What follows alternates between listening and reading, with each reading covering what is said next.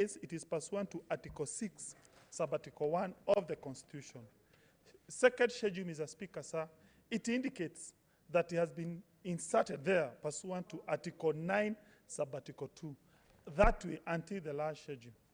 One of the problems you find in this proposed schedule, it does not indicate it has been inserted there pursuant to what schedule. Mr. Speaker, sir, we have several schedules in several pieces of legislations. And all schedules must indicate they have been inserted there pursuant to what article, to what section of the substantive law. This one, once ratified by the people of Kenya, it will hang there. And therefore, as correctly advised by other people who appeared before us, it may be a superfluous schedule. But be that as it may, Mr. Speaker, sir, let me go to the substantive issue concerning the constituency. Mr. Speaker, sir, I come from a region called Mount Kenya. We want to say we are very happy that the people of Kwale have been given 2 constituencies. The people of Mombasa, they have been given 3 constituencies. The good people of Kilifi have been given 4, and Bungoma have been given 3. But I'm just wondering, Embu has been given 1, Kirinyaga has been given 1, Muranga has been given 1, Tharaka-Nithi has been given 0, Nyandarua has been given 0, Nyeri has been given 0. Now, Mr. Speaker, sir, what did we do to the promoters of BBI, those of us who come from Mount Kenya? How come, Mr. Speaker, sir, I have looked at a place called Nyeri, Mr. Speaker, sir. Mr. Speaker, sir, Nyeri has about 500,000 registered voters. Mr. Speaker, sir, Kwale has about 250,000 registered voters. Mr. Speaker, sir, Muranga has 600,000 registered voters. Mr. Speaker, sir, the people of Bungoma, registered voters, they are about 500,000. Some people have argued, no, you should not consider voters, you should consider population as set out by Article 89. Fair enough. Muranga has about 1.1 million inhabitants as per 2019 census. But it has only been given 1 extra constituency. And again, Mr. Speaker, sir, when you look at Article 89 that talks about delimitation of constituencies, nowhere the term counties appears. It's all about constituencies. And therefore, the criteria should not have been counties, it is constituencies. The effect of this bill will mean a constituency like Kieni, which has about 100,000 plus registered voters, with almost 200 and something residents, and with a huge, what we call surface area, will not get an opportunity to get an extra constituency. A place like Gatanga in Muranga County, which has almost 100,000 registered voters and 200,000 registered voters, will not get an opportunity to get an extra constituency because Muranga has only been given 1. What of a place like Nyandarua in Kinangop, a huge, a highly populated constituency? Because Nyandarua has not been allocated a constituency by BBI, Nyandarua people, particularly the people of Kinangop, will not get an opportunity to get an extra constituency. Mr. Speaker, sir, on that reason, I am not so sure whether that schedule is fair to the so many counties of Mount Kenya region. Mr. Speaker, sir, allow me now go to the errors. This report, as correctly stated by the chair of the committee, the co-chair, we do have 2 reports, one before the National Assembly, another one before the Senate, and, sorry, the bills. We do have 2 bills, one before the National Assembly, another one before the Senate. Mr. Speaker, sir, those bills are different. The one before the Senate, Mr. Speaker, sir, Clause 13, make reference to an Article 13B, Sub-Article 2.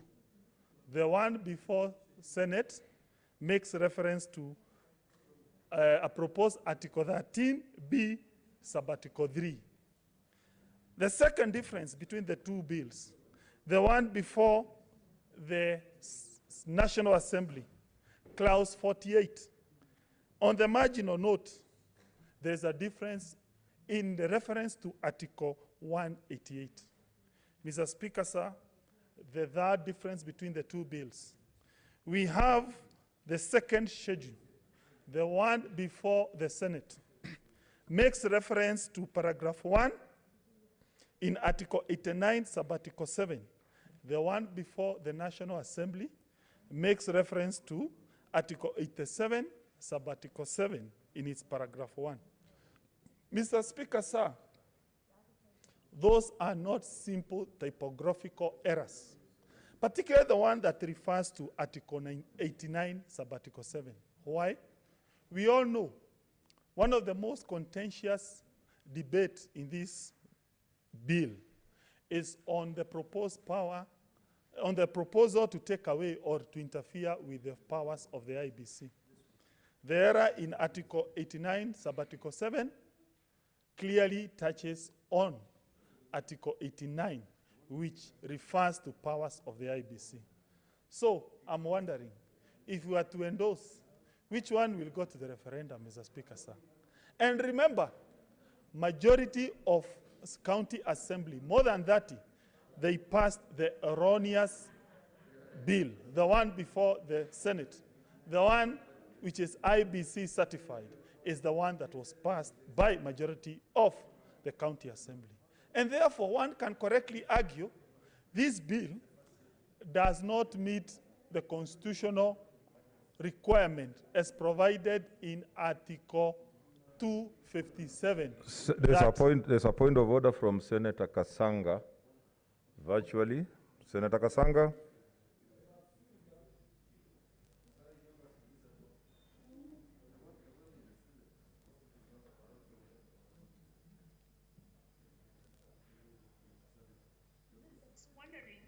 Yesterday, Senator Sakaja did raise a point of order as to whether his report can also be heard before the debate started. Because I think for us, we are following very closely. It would have been good for us to hear the dissenting opinion before the debate actually now fully starts open to the members because of these issues of what is constitutional or what is unconstitutional. So, Mr. Speaker, I'm begging if it is possible for us to hear the dissenting or the minority report as well. Mr. Speaker, thank you. First, I don't see Sakaja in the House, and he's also part of that report. When he comes, we'll give him, he's part of the report. Yes, proceed. Yeah, Mr. Speaker, sir, allow me now go to the issue of the cost of BBI. Mr. Speaker, sir, there is a report that is part of the annexure of the documents that were presented before the Joint Jailer Committee.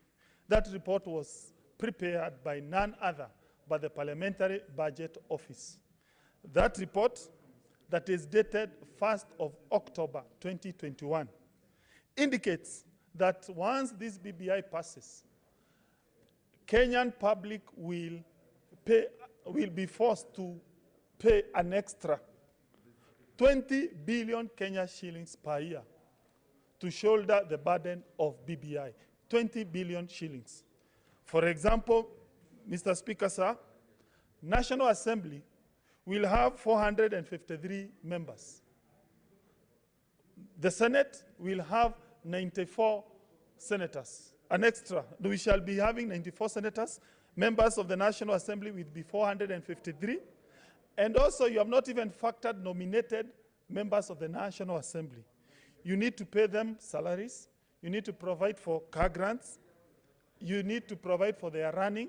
Mr. Speaker, sir, 20 billion shillings is enough money for us to buy vaccines and ensure each and every Kenyan has a COVID-19 vaccine, Mr. Speaker, sir.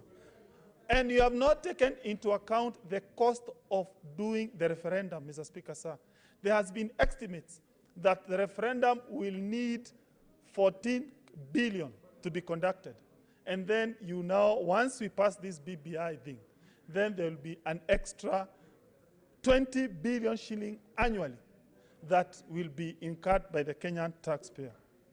Mr. Speaker, sir, I now go to 1 man, 1 shilling, 1 vote. The proposed amendment to Article 203A. Mr. Speaker, sir, I was a great proponent of that idea. But when I look at the proposed Article 203, Subarticle A, N, it does not speak to what I was fighting for, Mr. Speaker, sir. I thought, Mr. Speaker, sir, this proposal is going to embed the idea that county money should be shared, putting the factor of population, giving it the right weight.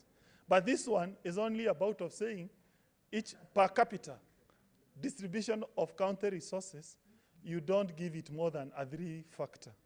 When I look at Muranga, for instance, when I look at Nyeri, when I look at Nyandarua, when I look at Meru, they will still have amongst the lowest per capita distribution of county resources. And therefore, let no one say that this Article 203 Subarticle A embeds the idea of 1 man, 1 shilling. Mr. Speaker, sir, allow me now go to the idea of called the expanded parliament. Mr. Speaker, sir, here we have 67 honorable senators. National Assembly, as we speak, has 290 elected members of parliament, plus the women rep, plus 12 elected 12 nominated and nominated members of parliament. We have 47 women reps and 290. But once we expand the Senate, apart from the element of cost, there will be practical problems in this house. Number one, we will have to build new offices to accommodate the new members. Again, 2, it will take a long time for each member to get to catch the eye of the speaker. We will be staying here trying to catch the eye of the speaker, and I'm not so sure whether we'll be able to give adequate representation to the people. That problem will be more acute in the National Assembly because you'll be talking of a huge number. Mr. Speaker, sir, there was a time I went to China, I recall, when I was in the National Assembly. I was so surprised that China has 2,000 members of parliament in a population of 1.4 billion Kenyans. Mr. Speaker, when you divide that population vis-a-vis the representation of the Chinese parliamentarians, you will find 1 member of parliament in China represent about 500,000 persons. But in Kenya, what are we proposing under this proposal? You'll be like you are representing 20,000 persons. Surely a poor country like this one. In the US, Mr. Speaker, sir, how many senators do we have? We have 100 members in a population of 300 million. Surely, you are proposing now we create or we have 94 senators in a population of about 47, 48 million. I think we need to concentrate as a country on issues that bedevil us, issues of economics. We must ensure that we don't put all our resources in expanding legislature. We must remember we represent people. We should not make this society very heavy on the bureaucratic element of it. And that is what this BBI is proposing. Mr. Speaker, sir, allow me now to go to the last issue, which issue is what is the effect of, what is the role of this parliament? Mr. Speaker, sir, allow me to read Article 3, Subarticle 1 of the Constitution. Mr. Speaker, sir, when I look at Article 3, Subarticle 1 of the Constitution, it says, every person has an obligation to respect, uphold, and defend this Constitution. It means the Honorable Senator from Makueni, the minority whip, you have that obligation to defend. Mr. Speaker, sir, it means the Honorable Senator from Kisii, Professor, you have an obligation to defend this Constitution. It means, my friend from Nandi, you have an obligation to defend this Constitution. When we are being told we pass manifestly and clearly unconstitutional amendments, whichever it is now settled that this bill has unconstitutional amendments, we are breaching Article 3, Sub-Article 1 of the Constitution. Mr. Speaker, sir, I have taxed my mind to read Article 257 of the Constitution, the so-called popular amendment of the Constitution. When I look at it, there is no express positive law that prohibits this House from proposing amendments to this bill. I think we have a duty, a legal duty, pursuant to Article 3, Sub-Article 1 of the Constitution, as read with Article 257, which does not bar this House from doing away with all unconstitutionalities which are contained in this bill, and ensuring we take a document that is constitutional, that is fair to each and every person. Mr. Speaker, sir, the first major review of the Constitution in this country was done in the 1963 Constitution-making process. There was Lancaster 1 and Lancaster 2. Why can't we adopt the same method? We have a constitutional conference like they did in 1963. 1969, we did not have a consultative conference for constitutional review.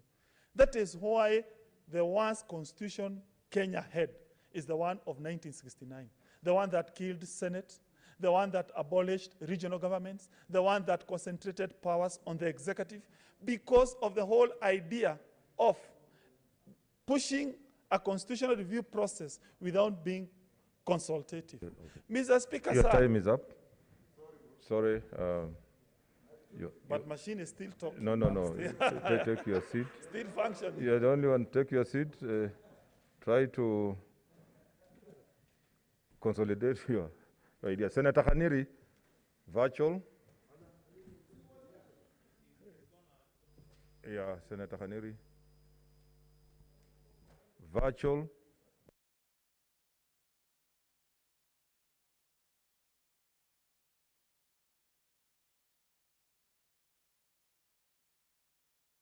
Senator Khaniri.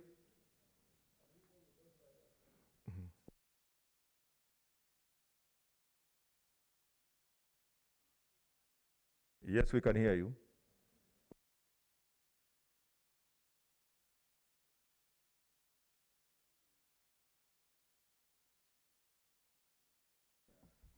Put on your camera, Senator Khaniri.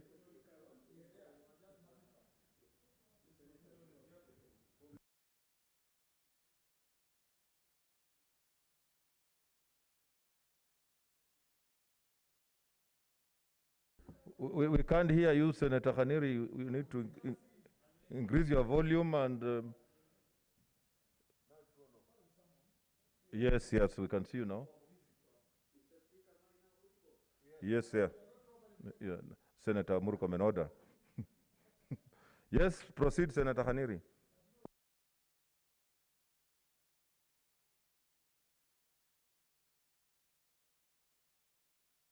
I said yesterday morning when I was moving that we adjourned for members to get an opportunity to look at... Senator Khaniri, put on your jacket.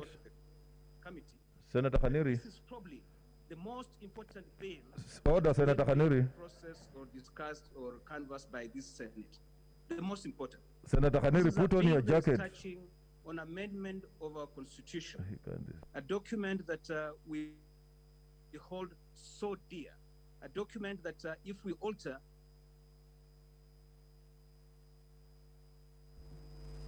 Senator, you are now muted. Put on your jacket and... We can't hear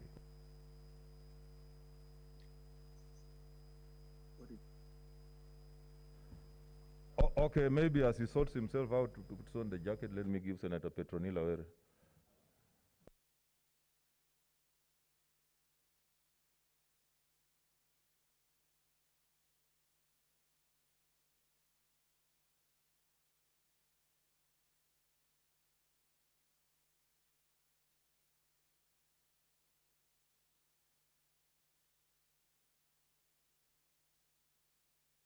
Thank you. Thank you, Mr. Speaker, for this opportunity to contribute to this Constitution Amendment Bill.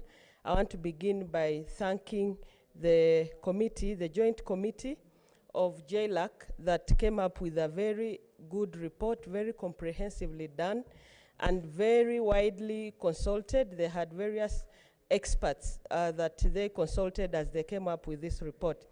Mr. Speaker, knowing that this report was co-chaired by senior counsels, they have taken into consideration serious issues of constitutional nature that we need to look into as a House, leave alone the issue of errors in the two different bills in the National Assembly and in the Senate. There's the issue of the constituencies and whether a task force can do delimitation of boundaries and give us constituencies. That has been declared unconstitutional by this joint committee. And it's up to us as a House to see whether we need to correct some of these unconstitutional provisions in this bill. Mr. Speaker, I've also gone through the whole of Article 257, and Mr. Speaker, there's nowhere where it expressly says that Parliament cannot change the provisions of an amendment bill brought about by popular initiative. Mr. Speaker, in the spirit of 257 is that it is an amendment brought by the people. And when we talk about by the people, assuming there was no BBI, those are just ordinary Kenyans. They are bound to make mistakes because they are not the legislative arm. We are the people who make legislative interventions. So we should have an opportunity to make these corrections. The spirit of 257 indicates that we cannot change the substance or the will of the people. But it certainly does not say that we cannot change the form or the typographical errors that are in this bill. So I want to agree with my colleagues that we need not run away from this responsibility. We shall be judged harshly. So let's make the necessary legislative interventions as a House, first to correct that error of two bills. And Mr. Speaker, I don't know if it is too late, but we would have preferred to allow the National Assembly to do their bill, because that is the one that is assumably correct. Then they bring it here, the way we have always done. Then we can look at it as the Senate. So if it's too late, the leadership will tell us. Secondly, Mr. Speaker, in the Memorandum of Objectives and Reasons of the bill, and I'm reading from the report on the Index 2, the promoters of the bill, that is the Building Bridges Initiative, indicate that the bill seeks to address certain issues. One, to address issues arising from the implementation of the Constitution of Kenya 2010, specifically the need to resolve issues of divisive elections, promote gender equity in governance, strengthen the structure of devolution, increase resource allocation to counties, and broaden mechanisms for all the people of Kenya to benefit. That is what we are calling shared prosperity. And of course, harmonize certain roles and functions of the bicameral legislature. That is the Senate and the National Assembly. My question is, has the bill really, for example, resolved or harmonized the roles and functions of the bicameral legislature? I don't see that having been achieved. It's only the courts have helped us look like we are working in harmony by the Speaker of the National Assembly and the Senate agreeing, but only after certain bills were threatened to be thrown away. That's when they agreed to work with us. So I don't see how this bill has helped us harmonize our relationship with our young brothers and sisters on the other side. I don't want to call them small house, but they are just younger than we are. So, Mr. Speaker, the other issue was on the strengthening the structure of devolution. Having listened to the chair of, the co-chair of this joint committee, they have actually weakened the Senate a great deal. Yet Senate's role is to check on counties and their governments. So when you weaken the Senate, you are basically weakening devolution. You're basically weakening the counties. Mr. Speaker, it also talks about the issues of BBI, or rather this bill was supposed to resolve the issues of divisive elections.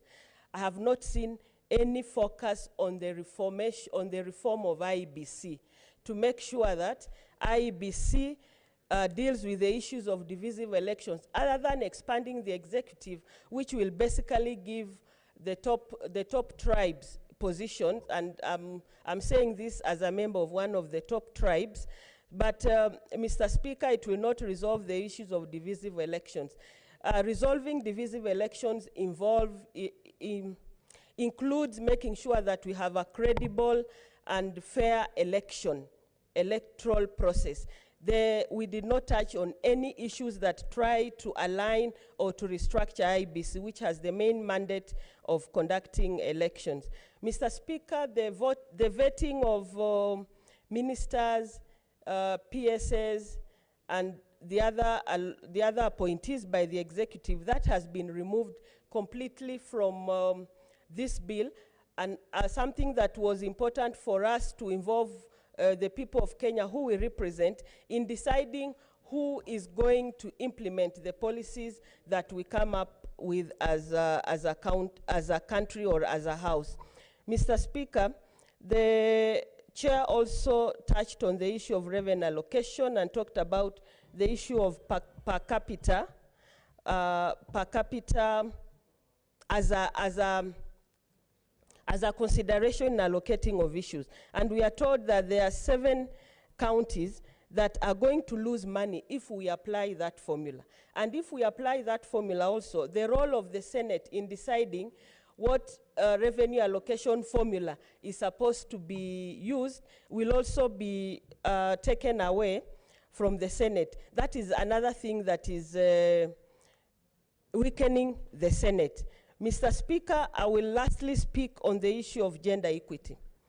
This bill, what we can call the BBI bill, was supposed to promote gender equity in governance. Mr. Speaker, what it has done, other than transferring women from the National Assembly to the Senate, where they have only been brought here so that they can vote, because the women who are here now nominated do not have a vote. Mr. Speaker, these women have left what we are calling the NGAF, National Government Affirmative Action Fund, on the other end, to lose that fund, a fund that they fought for and held. Mr. Speaker, moving these women senators, women reps to the Senate also means that the women who will be appointed as ministers, deputy prime ministers, and prime ministers, they will be nominated women.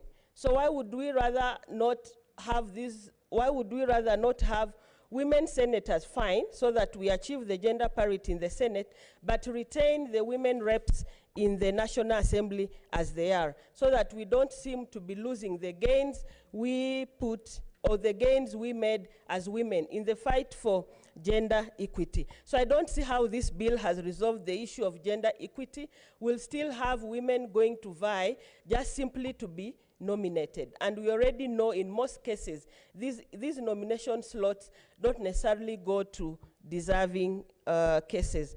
And Mr. Speaker, with those few remarks, I beg to support this report, and also add that Article 179 should also be amended to allow, Article 179 is being amended, Mr. Speaker, to allow MCAs to summon governors. This is a role that we have been proud of as Senate, to summon governors here. And this is another way of weakening the Senate. So, Mr. Speaker, I just want to say, as I've said earlier, that this bill actually does not strengthen the structure of devolution, but weakens that structure by weakening the Senate. Thank you, Mr. Speaker. I support. Senator Onesmus Murkomen.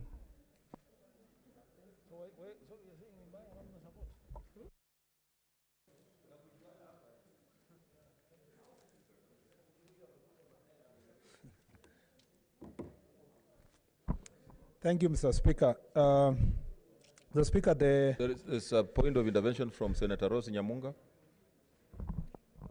Hold my time.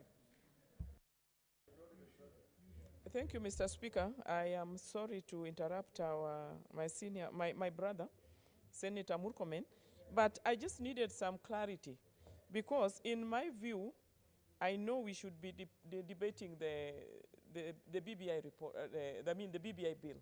I am not so clear whether we are debating the BBI bill or the report. I'm not sure, so I need some clarity, Mr. Speaker. Or are we doing both? Because which one are we supporting? We are actually discussing the bill. The report is to guide you. Yeah. Thank you. Mr. Speaker, I know we are debating the bill, but I sympathize with my sister, my big sister, Senator Nyamunga, because and I know where that comes from. Senator Petrolina said she's supporting the report. And so, you know, there are varied understanding of the report in terms of its conclusions, Mr. Speaker, because you can't, the chair of the legal committee said it should be amended, and then, you know, all the other issues. So when one is supporting, it becomes, I understand, a contradiction. Mr. Speaker, first of all, I'd like to say that this is a very historic moment. The time we have does not do enough justice to the subject matter that is before us. But be it as it may, I'll try my best to make my few contributions to this very important debate in the country. Mr. Speaker, I stand to oppose this constitutional amendment bill. And Mr. Speaker, my opposition for this constitutional amendment bill is very clear. It starts with, Mr. Speaker, the basics. And the basics for me is the understanding of the popular initiative process of constitutional amendment. Mr. Speaker, there is a reason why there are various processes of amending the Constitution. One is through Parliament, and the other is through popular initiative. Popular initiative, from the tautological understanding of our Constitution making, the 2010 Constitution, and if you read the history, the Yash Palgai Commission report, the Constitution Review Commission, which, Mr. Speaker, I had the privilege of working there for a short period of time, is that, Mr. Speaker, most of the Kenyans were saying, apart from the process of amending the Constitution through Parliament, where the executive and the legislature have a say, we need another process that a common mwananchi can propose for amending the Constitution. Mr. Speaker, why I am very skeptical of this process is because the process of establishing the BBI committee, Mr. Speaker, was not a constitutional review committee. Indeed, Mr. Speaker, in terms of composition of its membership and the structure of the appointment of BBI, it was meant to look at certain issues that are affecting the country, and particularly, we were told to go around the country and find mechanism of uniting the country. We are grateful that one of the members of BBI steering committee is seated here, Mr. Speaker, as a senator. And Mr. Speaker, I must confess that I am aware of how she ended up being in that very BBI committee, the senator of Machakos. And Mr. Speaker, all that process was not intended to amend the Constitution. Yes, Mr. Speaker, that's true. Mr. Speaker, the point to make, Mr. Speaker, here is that even if you go to the members of the committee, even Senator Haji was here and all others, the process was not intended to be a constitutional making body. But, Mr. Speaker, it mutated, and we must accept that perhaps the intenders of the establishment of the BBI committee knew what they were doing, but the rest of the country was not made aware of what was the objective of this BBI process. So we were told, Mr. Speaker, we do this, we go to unite the country, collect views. I am glad the chair of the Legal Affairs Committee has made it clear that even some of the proposals and the report captures on amending the constituencies, Mr. Speaker, was never, Mr. Speaker, proposed by anybody, anywhere across the country. That means, Mr. Speaker, This process was achieved through, Mr. Speaker, in my own opinion, deceit. The people of Kenya were deceived, Mr. Speaker, that this was a process intended in achieving a different objective, but those who had ulterior motives, Mr. Speaker, wanted to amend the Constitution. Why would people who have the institutions and a disposition of the institutions of Parliament and the executive go and use a process that was for common mwananchi, Mr. Speaker, to pass through, Mr. Speaker, these constitutional amendments? I believe, Mr. Speaker, popular initiative in this process has been misused. It's been captured by those who have powers of the state. It is going to be a terrible thing for us to sanitize this approach because, Mr. Speaker, I believe it will not, future presidents will not stop at the current president and those who are in power. Mr. Speaker, future presidents will be doing exactly the same to achieve, Mr. Speaker, what they would call and tell Kenyans it's a legacy. There is no legacy here, Mr. Speaker. This thing is about deceit and deceiving the people of Kenya.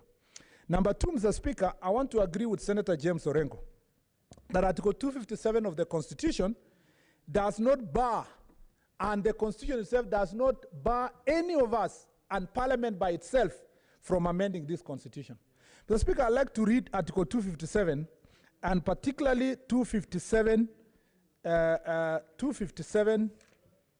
Mr. Speaker, Article 257, 8. A bill under this article is passed by Parliament if supported by a majority of the members of each house. Mr. Speaker, if this house can pass a bill, then, Mr. Speaker, this house also retains the right to refuse to pass or to fail the bill, Mr. Speaker. And, Mr. Speaker, you cannot tell us, because I have had some arguments from certain lawyers, and they are entitled to their opinion because this is a matter of interpretation. But I disagree with them. That, Mr. Speaker, if Parliament does not pass the bill, it is inconsequential because the will of the people is supreme, because this is about popular initiative and therefore the people will have the final say.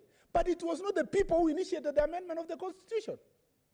Mr. Speaker, despite the fact that you collected 1 million signatures, 4 million, 5 million signatures, Mr. Speaker, does not mean it is the people who initiated the popular initiative.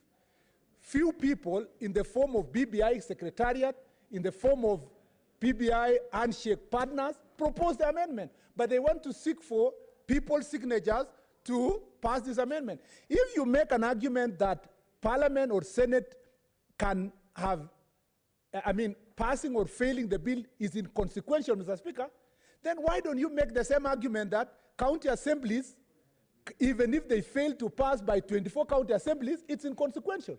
Because it doesn't make it more of the people when it's county assemblies and less of the people when the Senate and National Assembly, Mr. Speaker, refuse to pass the bill. What's my argument?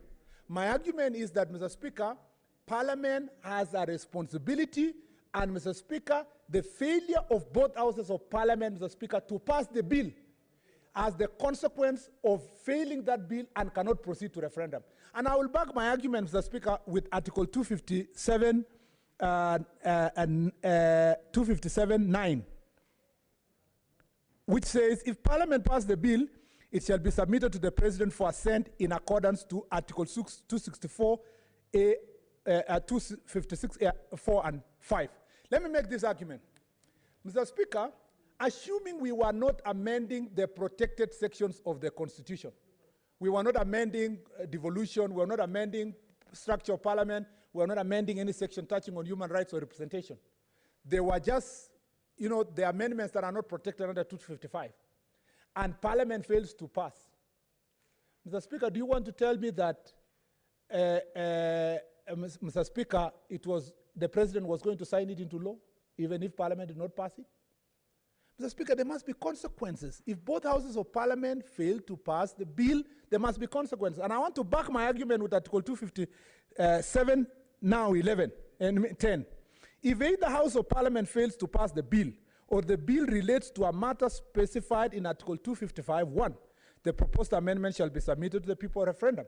My argument is that for the bill to go to referendum, both houses of Parliament, Either both of houses of parliament pass it, or at least one house of parliament pass it.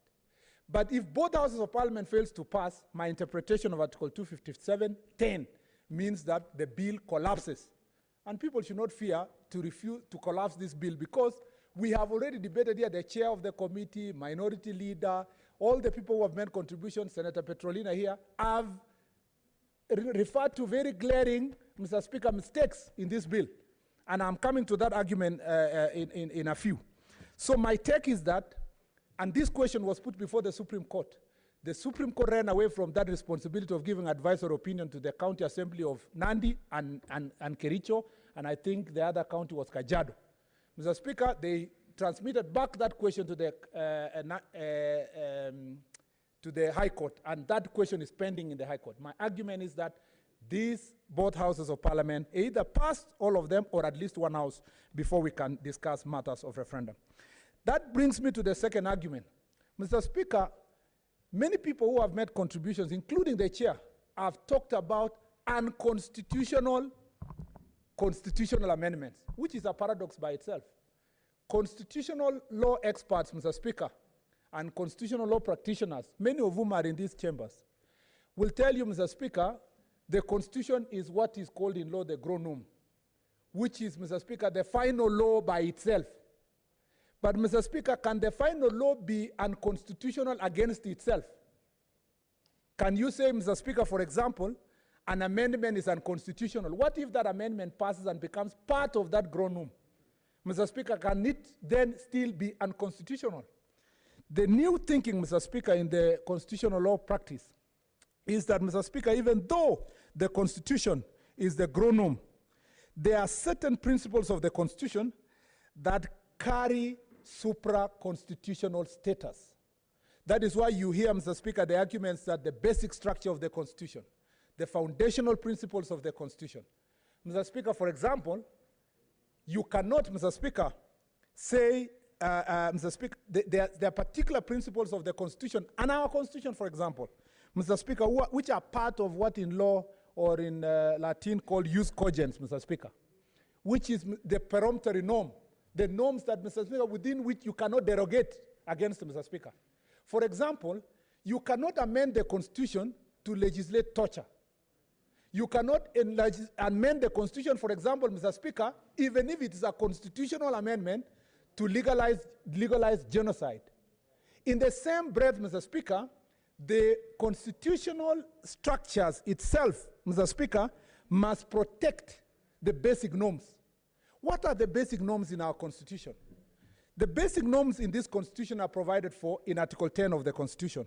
And these norms include values and principles of governance, Mr. Speaker. Principles that are like rule of law, patriotism, national unity, sharing of devolution of power, rule of law, democracy, participation of the people, human dignity, equity, social justice, inclusiveness, equality, human rights, non-discrimination, and protection of the marginalized. If these are the basic norms, then we cannot derogate against these norms, Mr. Speaker.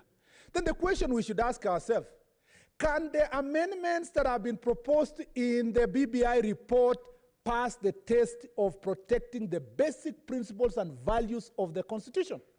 Mr. Speaker, put in another way, is it possible for us to bring constitutional amendments that, Mr. Speaker, contradict the basic norms of the Constitution itself? For example, Mr. Speaker, we've said that in Article 81, that, Mr. Speaker, we must have gender equity, that all institutions of governance, including Senate and National Assembly, must have, Mr. Speaker, at least a third of its membership, Mr. Speaker, must come from either gender. But we've come with the BBI report and said, Mr. Speaker, that we are going to amend the Constitution so that in 2032, and I don't know why the women folk who keep talking about here that there are many gains of women in this bill. This BBI report says in 2032, if we will not have achieved a third of women in the National Assembly, a third of women in the county assemblies, that will be the end. That will be the end of gender, Mr. Speaker, principle in our constitutional order. Meaning, if the County Assembly of Elgeyo Marakwet elected 20 MCAs, Mr. Speaker, that are all men, there will be no nomination in 2032 because the principle that is the BBI report will only operate for 10 years. But ask yourself, Mr. Speaker, can you then provide that amendment that takes away that gender principle and still retain Article 81 of the Constitution that says at least a third? In 2032, we will have a problem. And the problem will be this amendment is sitting on what foundation, Mr. Speaker? Mr. Speaker, another example I would like to give is that, Mr. Speaker, you have, I am a bit, Mr. Speaker, disoriented because I've seen the time is running. But, Mr. Speaker, I'd like to give one more example. That, Mr. Speaker, you have a provision that says there must be equity in share of positions in government and representation in constituencies. Is it then fair, Mr. Speaker, to say that responsibility is left to IEBC in Article 89 of the Constitution, but go to the schedule of the Constitution and look, some of the constituencies, and for this matter, 70 of them, away, Mr. Speaker, from the discussion in the principles of Article 10, that, Mr. Speaker, it must be distributed fairly. Mr. Speaker, the same question would be asked in terms of, Mr. Speaker, the question of the provision of the ombudsman position. I saw the chair of the Legal Affairs Committee struggling, trying to justify, Mr. Speaker, that the ombudsman, yes, will be there. He will be there investigating judges. He will be there intimidating judges, Mr. Speaker. He will be there giving calls and telling judges, if you don't do this, if you don't do the other one, you will be removed. But then ask ourselves that, oh, the Constitution allows JSC to retain its power, Mr. Speaker, to investigate and interrogate judges. How will the two provisions sit together? How do you bring constitutional amendments that contradict the basic structure of the Constitution and the basic foundation of the Constitution in terms of the values and principles, Mr. Speaker? It is, Mr. Speaker, these glaring constitutional contradictions that you find in SRC provisions, Mr. Speaker, as the chair has talked about, that you find in Article 203 of the Constitution. Article 217 says, on division of revenue, Mr. Speaker, there must be equity. And you must take care of the constituencies and the counties that are, Mr. Speaker, marginalized for a long period of time. Then you bring a constitutional amendment that says you cap, Mr. Speaker, the resource they will get in terms of the per capita, Mr. Speaker, in terms of the population.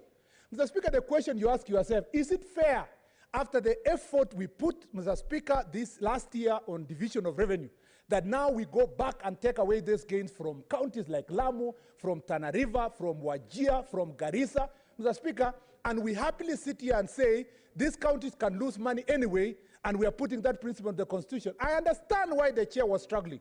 He was struggling, Mr. Speaker, because he was saying, we will leave that to interpretation. Let Parliament, when it comes, Mr. Speaker, why would we put ourselves in this kind of situation where we are amending the Constitution knowing too well that, Mr. Speaker, most of the provisions of the Constitution are assaulting the basic structure and the foundation of the Constitution? Why would we do that? So that then a few people can achieve their political objectives, Mr. Speaker, at the expense of the principles and values of the country. I submit, Mr. Speaker, that even though time is too short for me to make this, can I request 2 minutes, Mr. Speaker? Only 2. No, just finish because it's we are almost. So that I conclude. You are wasting what you already have. I know it's going to end in a short while. Mr. Speaker, my submission will be this: that, Mr. Speaker, the Constitution does not prohibit this House or the National Assembly to amend this bill. And whatever is not prohibited by this Constitution, and I've read Article 1 to the last article, Mr. Speaker, even to the schedule, since these provisions are not prohibited, and I want to declare, I want to tell Senator Orengo and all the senators who are here, Elgeyo Marakwet and the region I come from, the Rift Valley, loses nothing if, Mr. Speaker, this bill passes as it is. But, Mr. Speaker, I'm not the senator of only one region. We must look at the country as a whole. I come from a region who perhaps has received their fair share of an extra constituencies, and we are happy with it. But, Mr. Speaker, I'm still unhappy with the bill. Why? Because I am a senator of Kenya. I believe, Mr. Speaker, that when Kenya is well, when all of us are well, no one should look at Murkomen and look my political disposition or where I come from and think, okay, there are certain things that we are going to lose. Mr. Speaker, I was in Yes campaign in the 2010 Constitution. I worked with people like Senator James Orengo. And, Mr. Speaker, we passed the Constitution. But the people who benefited most when the Constitution passed, including the Deputy President, were in no. Being in no, Mr. Speaker, and Mr. Speaker, defending basic issues that are about this constitution does not mean you are going to be personally at a loss. So if people are going to force on us this constitution that it must pass by force, I want to go on record as one of the citizens of this republic to say these amendments in the BBI report, Mr. Speaker, are clawing back the gains we achieved on 2010 Constitution in terms of independence of the judiciary, in terms of principles of separation of powers, Mr. Speaker, in terms of bringing matters related to executive, Mr. Speaker, to Parliament, so that you will have one constituent that has a minister, Mr. Speaker, and another one that doesn't have, Mr. Speaker, creating inequality. If we really wanted to change the structure of government in this country, why didn't we go straight to parliamentary system of government? How are we going to sit the amendments we brought here for certain few members of Parliament to come to become cabinet? Okay, your time is up. Your time is up. Your time is up. You are not on record, Senator Murkomen. Order, Senator Murkomen. Let me tell you. No, I even added you. No. Senators, as you come to speak, please have a maximum of 20 minutes in your mind so that you are able to consolidate what you want to say within the 20 minutes. Senator Khaniri, on virtual. Thank you, Mr. Speaker. I hope you can now hear me clearly. Yes, we can hear you. Yeah. Now you are okay. Once again, I want to thank you for the opportunity to make my comments on this bill. And as had stated earlier, that this country and this parliament, and Mr. Speaker, I had said yesterday that this is probably the most important bill that this Senate or this parliament will discuss in their lifetime, in the life of this parliament. Mr. Speaker, this is a bill that is touching on amending the Constitution of Kenya 2010, a document that as a country we hold so dearly.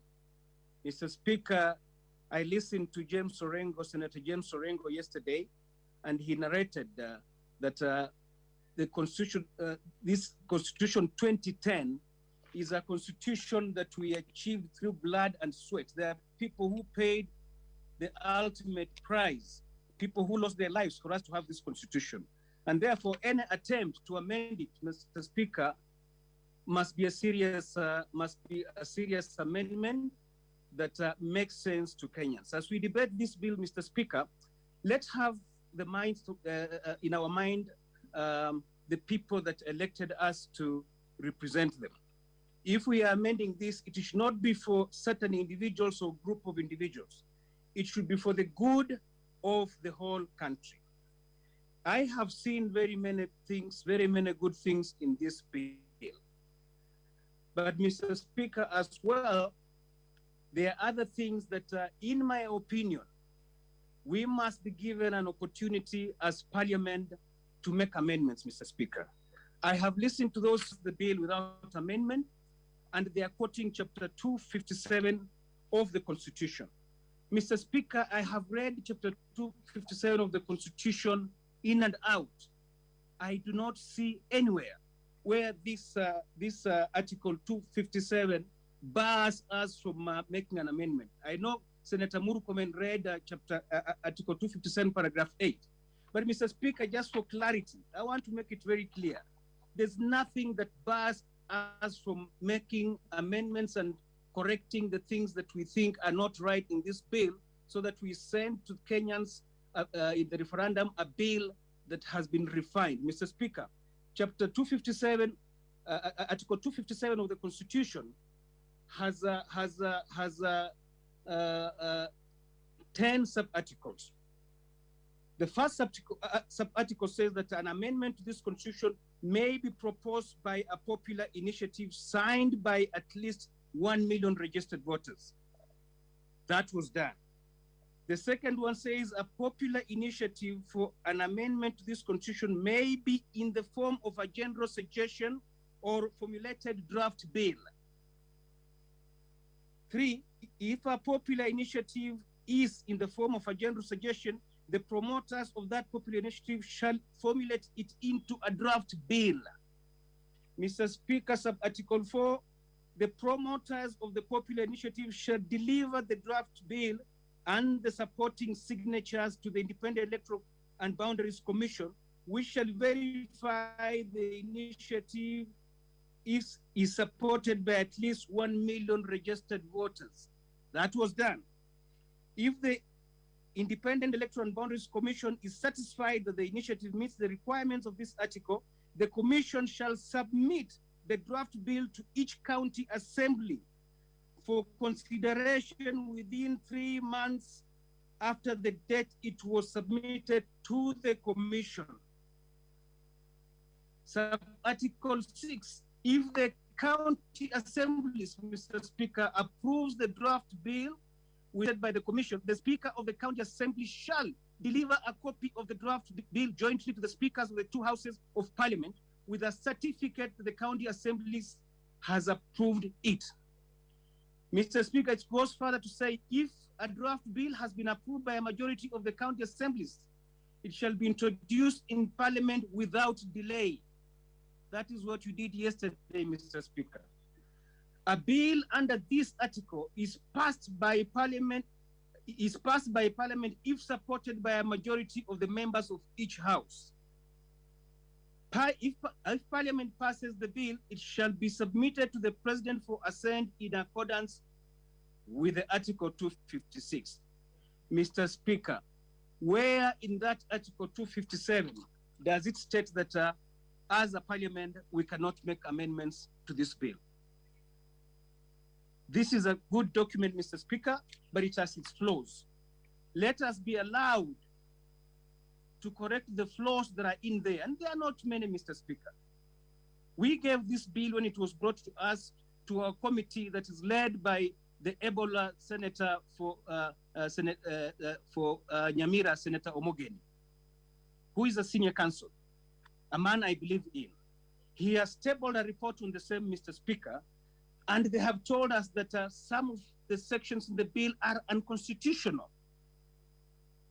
Mr. Speaker, my point this morning, I want to insist that for us to support this bill, we should be allowed to make those necessary amendments, and particularly the creation of constituencies, which is in the bill as slated as Schedule 2 or second schedule, Mr. Speaker. Mr. Speaker, yes, we want to increase constituencies, but our constitution is very clear on how to increase constituencies and how to distribute them. It is the responsibility of the IEBC. Why are we taking that responsibility that has been given to them in the Constitution away from them, Mr. Speaker?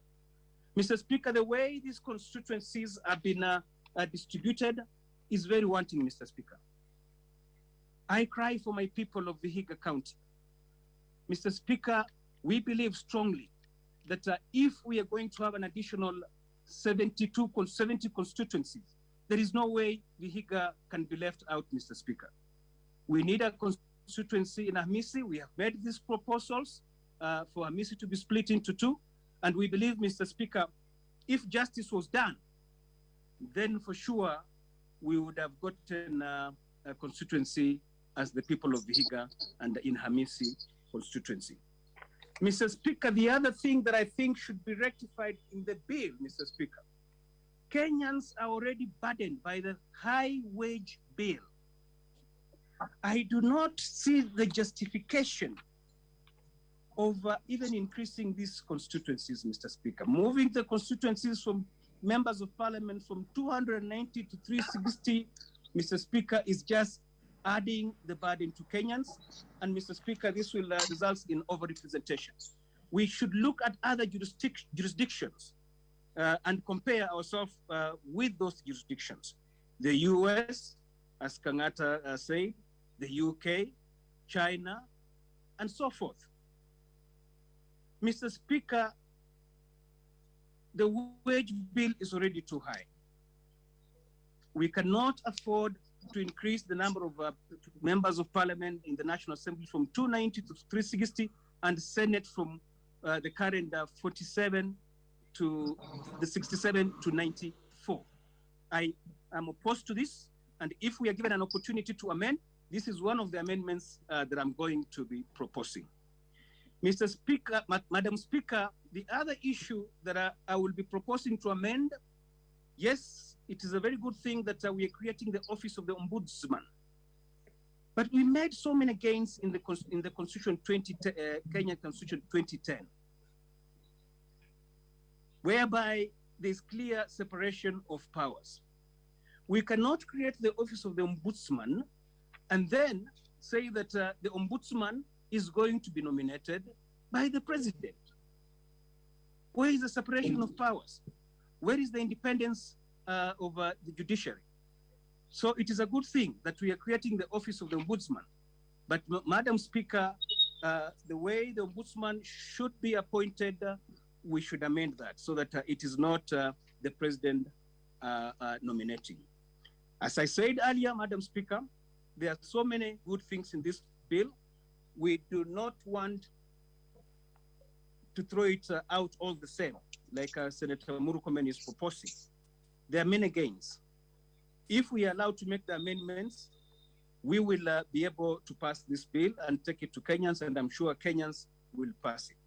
The bill is introducing very, very new clauses that will be very, very important to our people. I am particularly impressed by introduction of Article 11A, Economy and Shared Prosperity.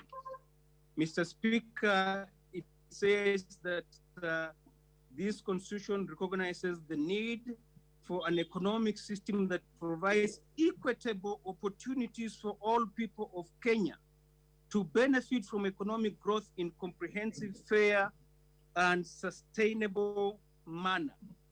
And it says that, among other things, the state shall promote an economic system that supports small and micro enterprises.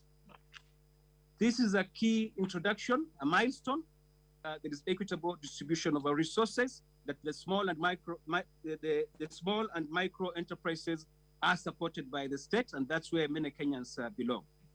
The other thing that, Mr. Speaker, I'm very happy with the bill, it introduces a new chapter 18A, responsibilities of a citizen. This constitution recognizes responsibilities of a citizen as a key building and prosperous, fair, and secure nation. Every citizen has a responsibility to, among other things, fulfill parental responsibilities towards their children, practice ethical conduct, and combat corruption. For the first time, we are putting in our constitution matters to do with the fight against corruption.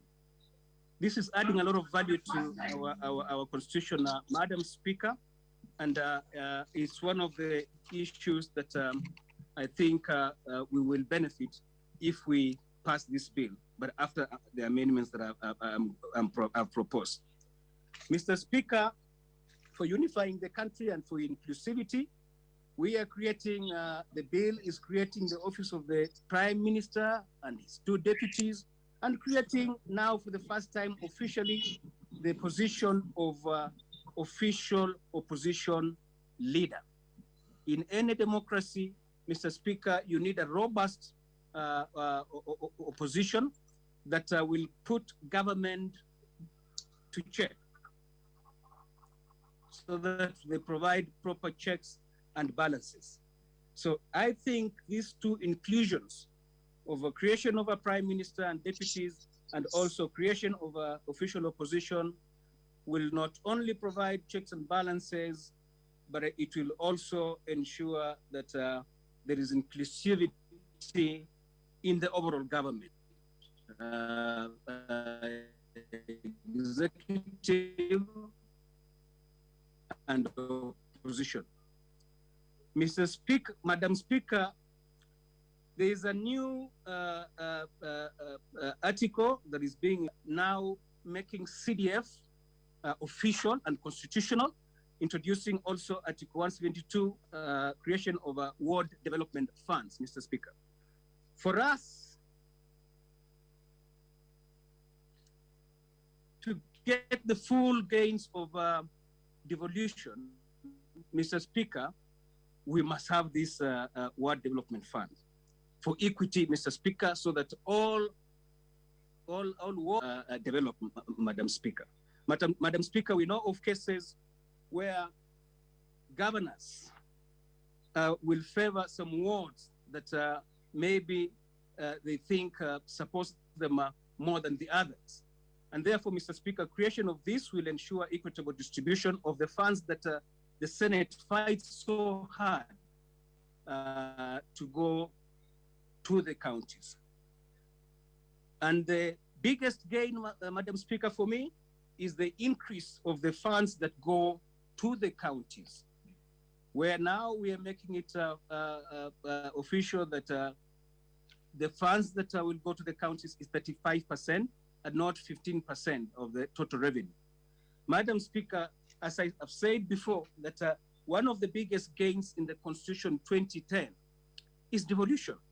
That is the inclusion that took care of the common wananchi. Of course, there are other gains that took care of other groups of people. But devolution is the biggest gain that we got in Constitution 2010. We must protect it with our sweat and blood and ensure that it works. And giving more money for devolution, Madam Speaker, is a step in the right direction, Madam Speaker, strengthening devolution in this country. I also want to hail the provision that now members of Parliament can be appointed to the executive as ministers. I came to Parliament when we had the previous system where ministers came from Parliament, where members elected from constituencies interacted directly with ministers, asked questions, and I thought the system works better than the refer statements to chairmen of committees who are not members of executive, and they rely on the ministers to give them answers. It is important that we have the executive in the Parliament so that it is answerable to the people of Kenya through their elected leaders who are the members of Parliament. I therefore hail so much the idea of returning ministers to Parliament so that they can be accessible to members of Parliament who are the representatives of people. I therefore want to state, Madam Speaker, I know my time is almost up, that I support this bill, but I'm going to vote for it if we are allowed to make the amendments that we think we should make for the bill to go through. Senator Wamangate.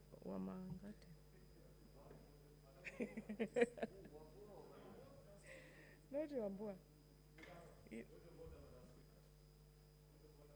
Yes, what's your point of order? You know, Madam Speaker, sorry to interrupt, and I don't mean to challenge your authority, but there is a reason why we come early to queue. I was the first one to arrive in this chamber this morning. The only person who sat ahead of me was Senator Irungu Kangata. Since then, 5 actually, if you include Senator Matangi, have been granted the opportunity to speak.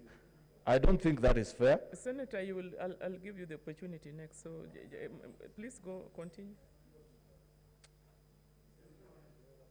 That's unfair. Why do we come? Thank you, Madam Speaker.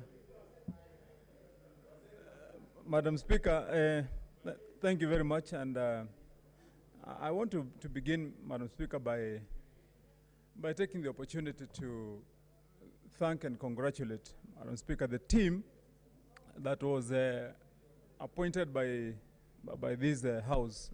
That is a team led by Senator Omogeni and the other senators in the Committee on Legal Affairs that then did the work that culminated in the report that we have. And in congratulating them, Madam Speaker, I believe that it is also a time when, as the House, we have to answer affirmatively to the same question that we asked. Because the question has been asked here continuously, Madam Speaker, does Parliament act or exist in vain as far as this process is concerned, Madam Speaker?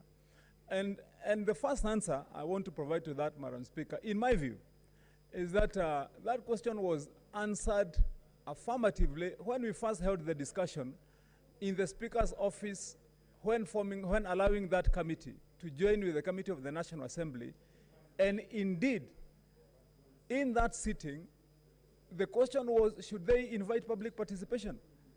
And it was arrived in the affirmative that indeed that committee can invite public participation, collect views, albeit then that information and those views inform the report of the committee, Madam Speaker. And I think it is at that point that that decision was made that Parliament does not exist and is not a conveyor belt in this process, Madam Speaker. But then even the more fundamental question, as I make my points on the bill itself, I think the more fundamental question is this.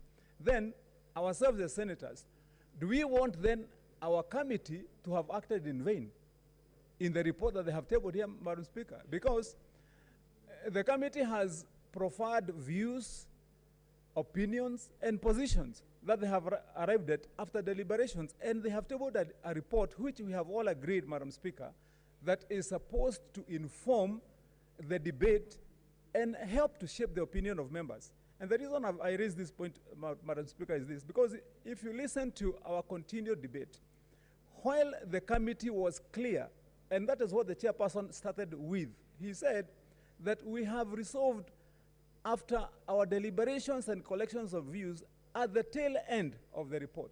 We have said that one, the report can be adopted, and the board can be, the bill can be passed, and then members of the public will have the decision. But even more fundamental is on the question of, did the committee resolve the question of Article 257 and whether this is a bill that is promoted by the people of the Republic of Kenya? And Senator Morgan was very clear here when he said that the Committee of Senate resolved that question. And that's why I said I think it's also, as we ventilate, as we bring out our issues, it's also important for us to ask ourselves, do we also want our committee to have acted in vain? But having said that, Madam Speaker, I want to associate myself with most of the views that my colleagues have aired here.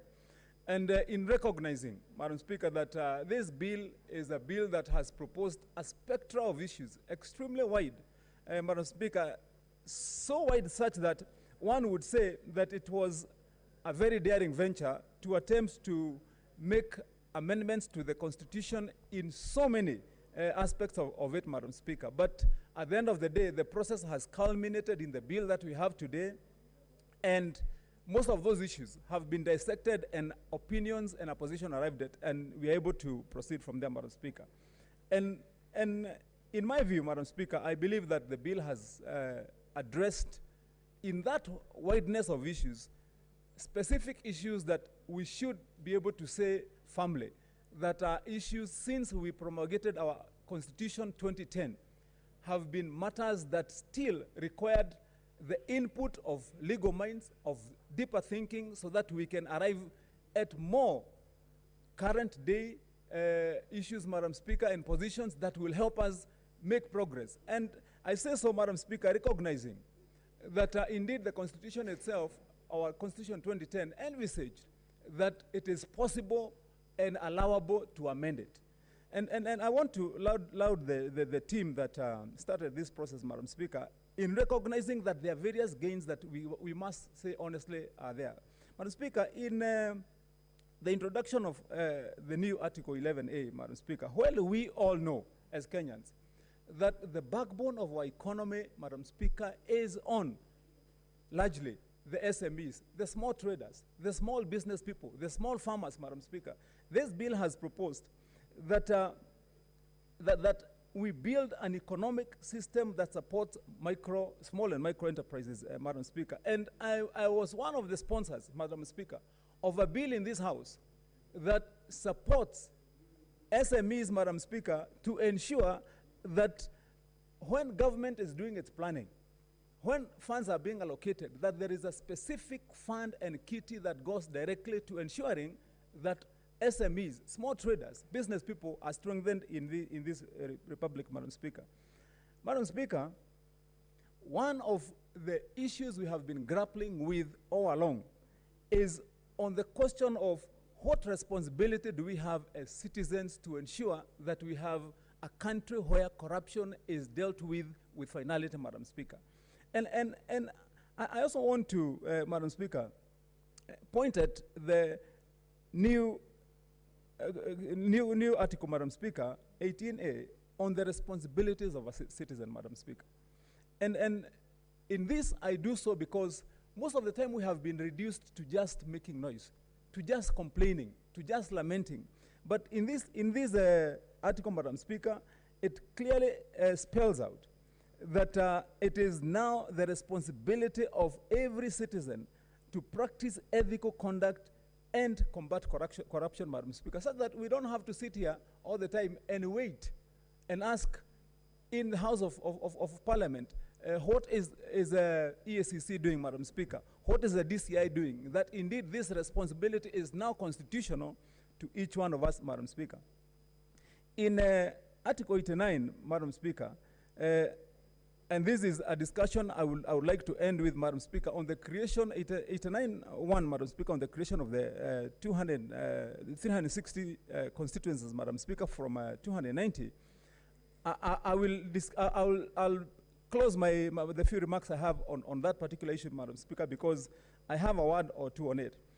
The other article, Madam Speaker, I may want to point out at is, Madam Speaker, the article that has been amended, Article 96.3, Madam Speaker. And in so doing, I want to remember, as a member of this House who has sat in the Public Accounts Committee from the year 2013 to the year 2015. And Madam Speaker, one of the things that we had to combat with, the governor then for Nairobi, immediately when the Auditor General tabled the first report into this House, Madam Speaker, governors came together and they proceeded to court. And indeed, it was the then governor for Nairobi who proceeded to a court in Kirinyaga, Madam Speaker, and obtained orders.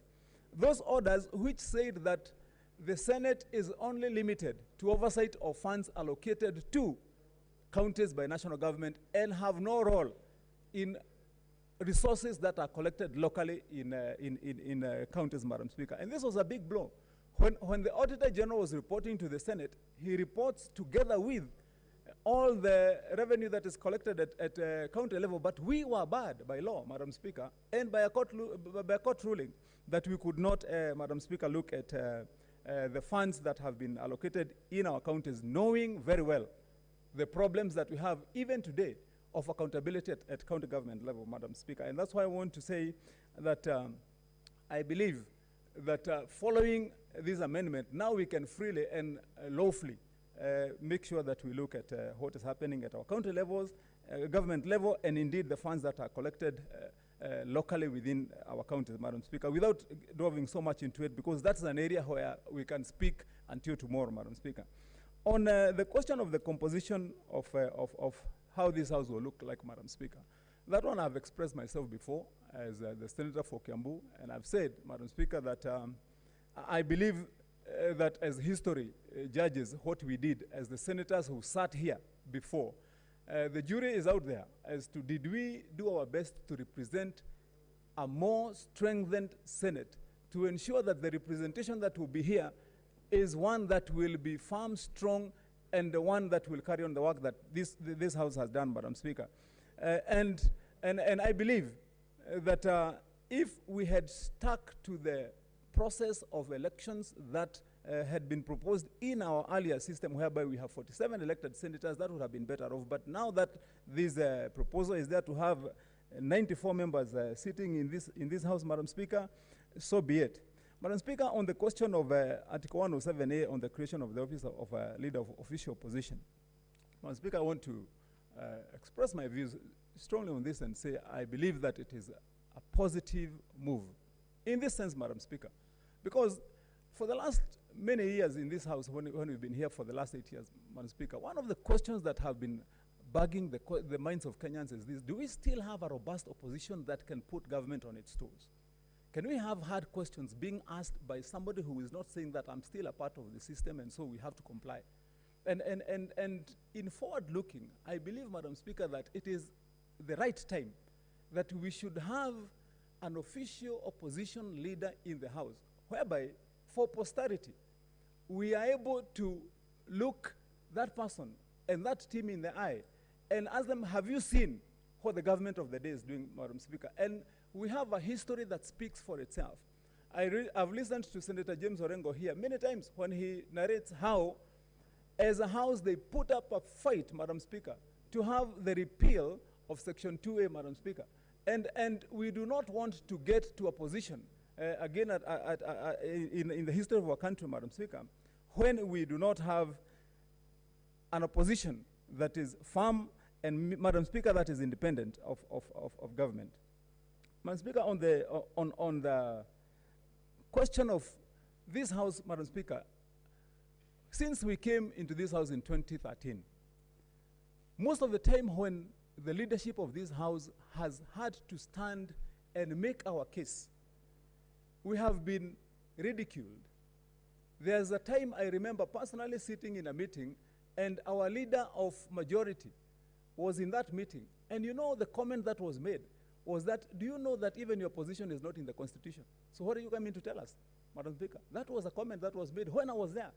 And that is why I want to laud the inclusion of that Article 108A, which now ensures that the leadership of the Senate is now entrenched in the Constitution, and it is no longer a case that can be used either in jest to ridicule, Madam Speaker, or to look like it is a favor that you have a leader sitting in a bicameral system in the upper house who is the majority leader but unrecognized by the Constitution, Madam Speaker.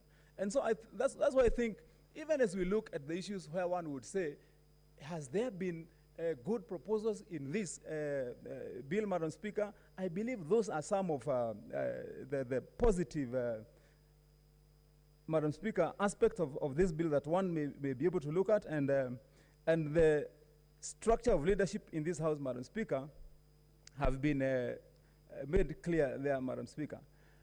Madam Speaker, it follows then in these amendments, Madam Speaker, that cabinet secretaries have been renamed, Madam Speaker, into cabinet ministers.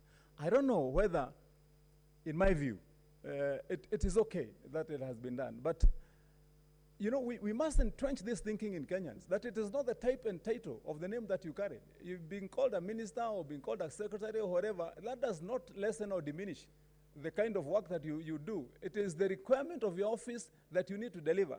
And it is all right now that we will be calling them Madam Speaker, we'll be calling them cabinet ministers. In my view, it was, I believe it was just a question of a hangover of names that were used before. But I did not believe that it had essentially any input in ensuring that, that there is any value input. But because it is the view of Kenyans, and the committee has told us that indeed as Article 257, that it is the views of our people that we are talking about, Madam Speaker, that be as it may. Madam Speaker, in Article 142, there's the amendment that requires the expansion of time for the Supreme Court to determine when a matter of the presidential election, Madam Speaker, has been raised. And I also want to commend that proposal to increase that duration to 30 days, Madam Speaker, given the fact that I was one of those during the first presidential petition who was very pessimistic, Madam Speaker, and I must confess to that. Because when the panel of Supreme Court judges sat and looking at the first presidential petition, Madam Speaker, one of the most curious things was that they were all new justices of the High Court. None of them, actually, at that time, had even penned a single ruling anywhere, Madam Speaker. And we're asking ourselves, what kind of ruling are they going to come up with? Madam Speaker. Continue, order members. You know, Madam you know Speaker, what you do if you have to say something. So, Senator, continue. Madam Speaker, my view Madam Speaker, was that at that time, and I've expressed my own views then, was it possible for those justices then to come within that short period of 14 days, come up with a reasoned ruling, Madam Speaker? Yes, they did, and it was reasoned, and it was well. And what I'm saying, Madam Speaker, is now that at least you have 30 days, Madam Speaker, when a ruling now can be reasoned and passed on, Madam Speaker, then we are better off with the 30 days, Madam Speaker. What's the point of information, Senator?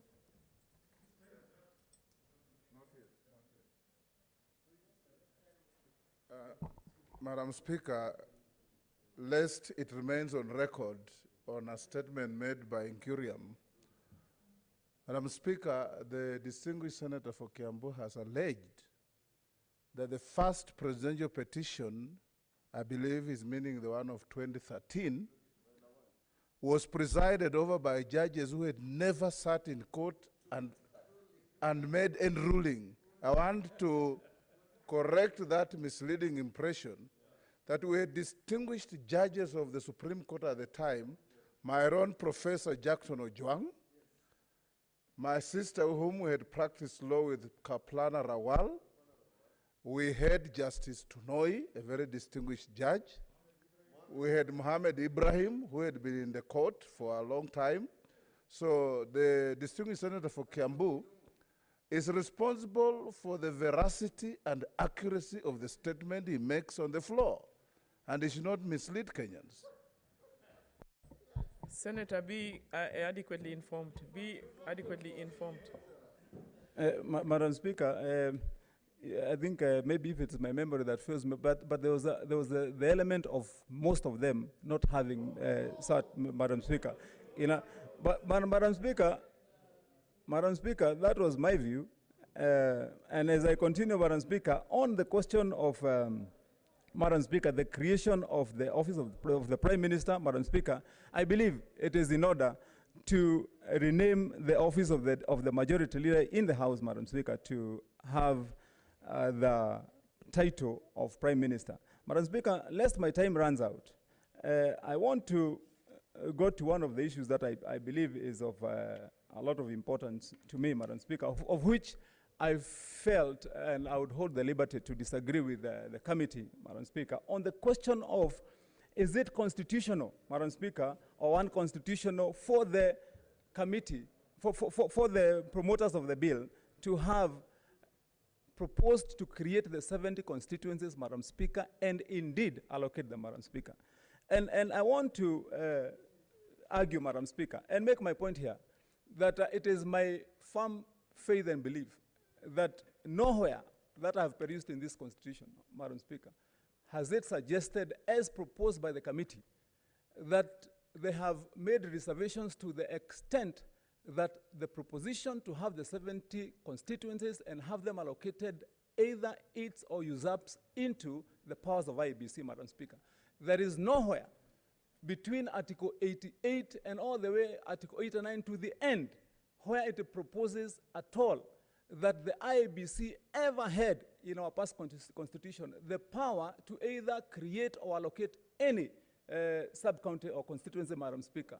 There is none, Madam Speaker. And I have my facts here. I make my argument, and any person, Madam Speaker, who has a contrary view can come to this floor and make the same, Madam Speaker.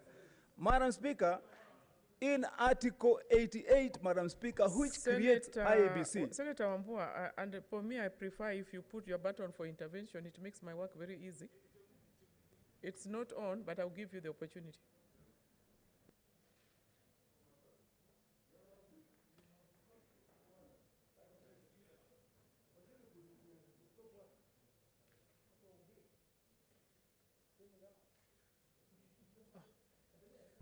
Madam Speaker, is the distinguished senator for Kiambu, who is also the chair of my committee in roads, in order to mislead this house and this country that the IEBC has no responsibility whatsoever in the creation and allocation of constituencies in this country? Madam Speaker, is he in order? Is he in order, Madam Speaker?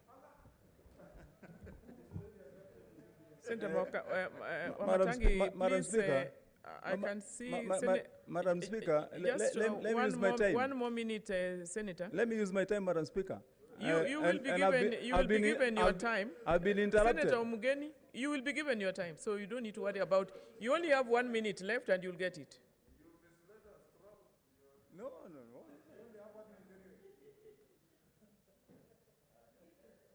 Please give the mic. Give Senator Mugeni the mic. You can come to the dispatch.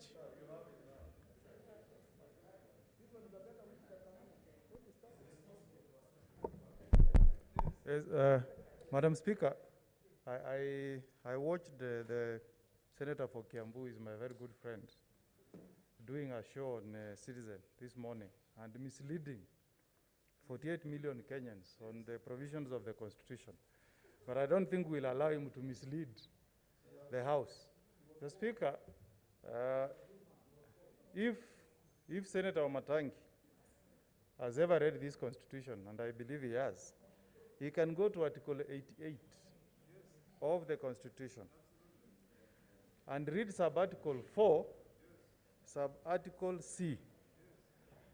Mr. Speaker, Madam Speaker, that Constitution says that the function of IBC will be for delimitation of constituencies and wards. What he was telling the country in the morning relates to amendments of Article 89 and 97. And what we are saying, Kenyans have a right to propose amendments to those articles and increase constituencies from 290 to 360. But the function of delimitation under this Constitution, Senator Wamatangi, is with a constitutional body called Independent Electoral Boundaries Commission. That is in black and white, and we must respect what the Constitution of Kenya says in Article 88. Senator Wamatangi, please wind up. We'll give you your 1 minute. Madam Speaker, yes. We are reading the same Constitution. There are not two constitutions, it's only one. And the Senator, who is also a senior counsel, has read that part, which he says is delimitation. And I'm clear about my facts. Madam Speaker, Article 89(6) says that if necessary, the Commission shall alter the names and boundaries of constituencies, alter the names and boundaries, and the number and names of wards. And the Constitution is clear. It goes to number of names and wards. The IEBC, Madam Speaker, the IEBC has got the power under our Constitution to alter the boundaries of constituencies and not the number, but has got the power to alter the number of wards, Madam Speaker. And that is my point.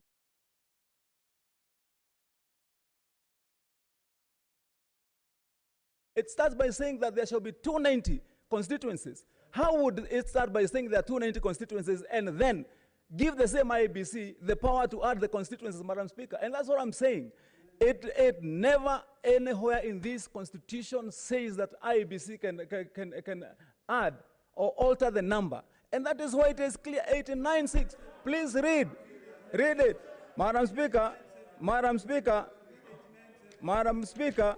if I read 89(7) as requested, Madam Speaker, it says that in reviewing the constituency and ward boundaries, Madam Speaker, the Commission shall consult interested parties and B, progressively work towards ensuring that the number of inhabitants in each constituency and ward is nearly or is equal as the population.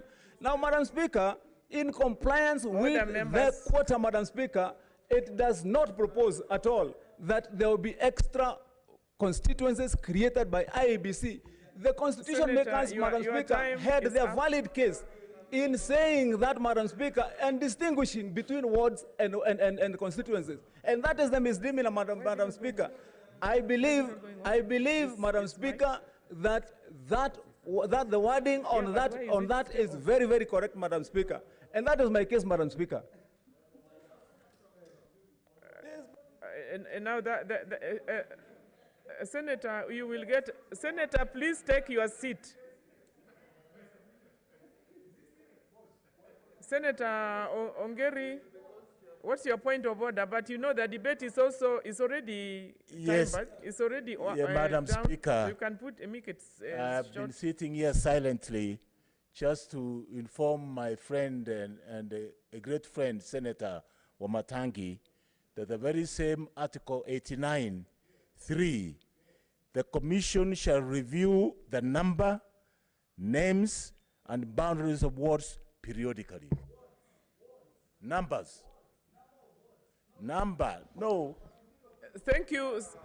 No, we are not going back to that debate. We are not going backwards. Senator for Kericho, Senator Cheruiyot, you can do a Kamkunji and get through that.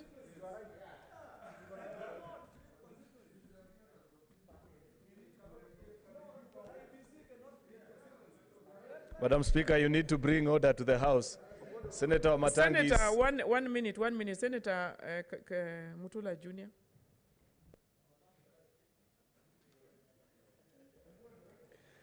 Madam Speaker, in correcting Senator Wamatangi, we want to declare that we also love him, and sometimes it's correct to say sometimes you don't have the information properly.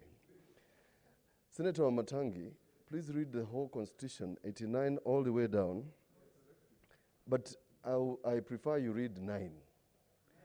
Yes, subject to 1, 2, 3, 4, the names and details of the boundaries of constituencies and wards determined by the Commission shall be published in the Gazette. Now, the cause of action for any Kenyan can only arise after the Commission gives the names, the details of constituencies and wards. That commission is the IEBC. There's no other. So that we don't have a back and forth. He was on a point of order. Can you let Senator Mutula finish first? Yes. So that the point should be that once IEBC makes a and I would like Senator Wamatangi to listen to me, because he's my brother, and I'm not going to charge him for this advice. The only time a Kenyan can question a decision on a constituency and a ward is after IEBC has made a decision. And it's important for the record. We are doing this for the record.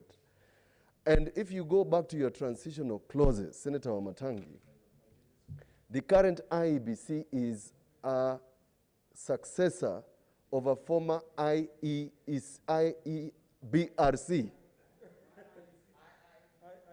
IIEC. That, yes, to the extent that this transitional commission that was then prior to this current IEBC was also doing boundaries and is covered in the transitional commission. I'm saying this for good order so that we don't confuse the issues, and then, Wamatangi, you don't get yourself into a legal quagmire. Ignorance is no longer bliss when it comes to the law. Thank you. Honorable Senators, you know Senator Wamatangi is no longer on the floor. You are also eating. You should have raised this issue while he was still on the floor, because we are also eating on your time. Let's proceed. No, we are not going backwards there. Senator for Kericho. Thank you, Madam Speaker. We can carry out that debate elsewhere, because they'll distract me if they continue. Thank you, Madam Speaker. I really want to appreciate this opportunity to make my contribution on behalf of the people of Kericho on this very important bill that has been brought before us, Madam Speaker, and share what I consider to be my thoughts and reflections on what the feeling of the people that I represent in this House are with regards to this attempt to amend the Constitution. Madam Speaker, I'd wish to delve into a debate that has prominently featured in this House from earlier on, even before this bill came to this House, on the interpretation of Article 257, subsection 10, with regards to what latitude do we enjoy as Parliament on a popular initiative.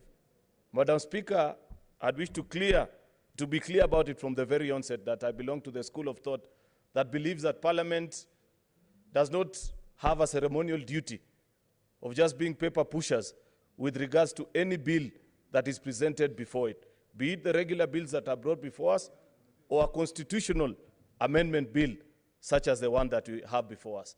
Madam Speaker, I have listened to people attempt to even limit our mandate. Very prominent lawyers and scholars argue that actually our duty as Parliament is only limited to as far as correcting typographical errors.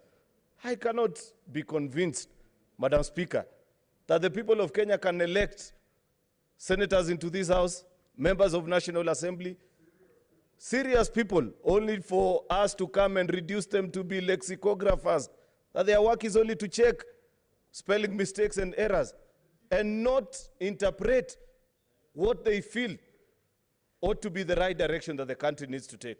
Madam Speaker, my reading of Article 1 of our Constitution on the three arms of a government that Kenyans have donated their sovereign power to.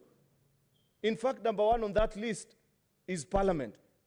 If it was possible, Madam Speaker, for all the 47 million Kenyans to gather, and since it is not possible, Madam Speaker, the only arm of government that comes closest to a gathering of the 47 million of Kenyans is Parliament. The judiciary cannot claim to exercise that authority, neither can the executive. But since I sit here on behalf of the 1.2 million residents of Kericho County, I represent them. And any time they attempt to do anything that has the force of law, as per the dictates of Article 94, as was correctly pointed out by the Chair of Justice and Legal Affairs Committee, then I am duty-bound to ensure that whatever they are doing advances their interest, because that is my duty. That is representation. Therefore, Madam Speaker, I cannot agree to the school of thought that is being advanced by a few of us, that our duty in this exercise is only purely ceremonial. I believe that if granted an opportunity, and I have taken time to listen to the proposers of this bill, the kind of things that they aim to achieve, they are good things. They are progressive proposals that are in this particular bill, Madam Speaker. But it will be an abdication of my responsibility as a leader if I tell my constituents that I read the report. I even went further to read these almost 200 pages of report that has been produced by our committee, Madam Speaker, which clearly points out to the errors that are herein in this bill, and still tell them that my hands are tied, you do with it as you wish. I do not believe that was the intention of the drafters of our Constitution, Madam Speaker. You'd recall, now going on, Madam Speaker, to my consideration of what I think ails this particular process and the technical issues that are bound therein, that in 2017, the very good Chief Justice, David Maraga, reminded the country that the process is, that the product is as good as the process that was used to achieve it. What has been the process of attaining this particular bill? I may be young, Madam Speaker, but I'm not too young to remember that there have previously been other attempts to amend our Constitution. I consciously remember the 2005 attempt, the 2010 attempt that successfully gave us the Constitution that we are now trying to amend, and what the procedures. It was a gathering of all Kenyans where everybody was allowed the democratic free will to speak as they wish. But what do I follow when I see what has been happening in this particular BBI process, Madam Speaker? There has been a clear attempt to stifle the voices and thoughts of those who don't agree with this process. It will be wrong on my part to support such a process that is flawed from the onset. If you do recall, and a few of our colleagues here were ministers in President Mwai Kibaki's cabinet, in 2010, perhaps having learned from the misadventure of 2005 and the very unfortunate events that happened in 2007, President Kibaki allowed even his ministers to choose which side of the constitutional debate to belong. I can count as many as 4 ministers that I remember, including the current majority leader, who were in opposition or did not or belong to the no camp at that particular time when we were amending this constitution. They were not threatened. DCI officers were not sent to raid their homes. But this particular exercise, where county governors and anybody who has dared to exercise their free thought on this particular document has had all manner of threats, intimidation, blackmail. Therefore, it pricks my conscience. And it will be a very unfortunate event, Madam Speaker, if we allowed such a process to pass. We'll actually be dancing on the graves of the very patriotic Kenyans who paid a heavy price for us to have the 2010 Constitution, if we allowed it to pass. Madam Speaker, in fact, if this is the unfortunate event that this BBI process succeeds in amending our Constitution, it will be a case study across the world on how not to amend a Constitution. This is not how to do it. Something is absolutely wrong. And that's why I must stand and declare today, Madam Speaker, that much as I agree with so many of the proposals that have been shared in, we must be able to point out what are some of the errors that we point out. Moving on to the technical issues, Madam Speaker, of the things. Tinkering with independent institutions, Madam Speaker. Number one is IEBC, the debate that has just ensued on this floor. And I wish Senator Wamatangi had bothered to read that Article 89, Clause 10. Or note it says what options are available to Kenyans. It is only after the commission has made a decision. You know, the biggest and the most absurd thing about this proposal and schedule, Madam Speaker, is that now, thanks to this misadventure, you are going to have one constitution that treats the same issue differently. That you have 290 constituencies where IBC has been granted the proper mandate and authority on where to place them, how to name them, and all those other details as Kenyans desired, and an extra 70 that can only be domiciled in a particular county. How absurd can that be, Madam Speaker? That will be unfortunate if you have such a constitution. If you think even about the judiciary, you all know, because we are currently trying to recruit the Chief Justice. Look at the challenges that we have in our judiciary, Madam Speaker. Kenyans are speaking. Kenyans are observing. We may not be able to say it loudly, but even look at the current composition of our JSC and the decisions that they've been able to give us. Is that how to build a republic? Aren't we setting up this country for failure? Because it will reach a time where Kenyans will look and say, if in this country you don't stand a chance if you come from a particular regional tribe, then we'd rather divide this country so that those who feel that it only belongs to them and it's their privilege and right or birthright to serve in certain constitutional offices are allowed to enjoy their part, and those of us that are considered to be lesser Kenyans can have a different country. That is by and large. If you read clause 44 of this particular bill, and Senator Honorable Omogeni, Senators, kindly consult in low volumes, because some of us are interested in hearing the debate going on. Thank you, Madam Speaker. I was referring to clause 44 of this particular bill with regards to this ombudsman. That if you read part 4 of that, on part of the duties that the ombudsman is supposed to partake, is that actually they are going to recommend the actions to be taken by JSC. Let us not reduce this to be a technical thing or something that can be plucked out of the moon. What do you mean when you say somebody is going to recommend an action? It means the hands of JSC are tied. If you are told sack a judge, you will sack. There's nothing else left for you to do, even if you pick an independent JSC. Therefore, the office of the ombudsman, as presently created, is a threat to the independence of our judiciary. And what makes it even more tragic, Madam Speaker, is the fact that this ombudsman is nominated by a president. You do know that part of the reason why we still are surviving as a republic in this country is because of the actions of our judiciary. Especially in these last 2 or 3 years, when we haven't had a functional opposition in the country.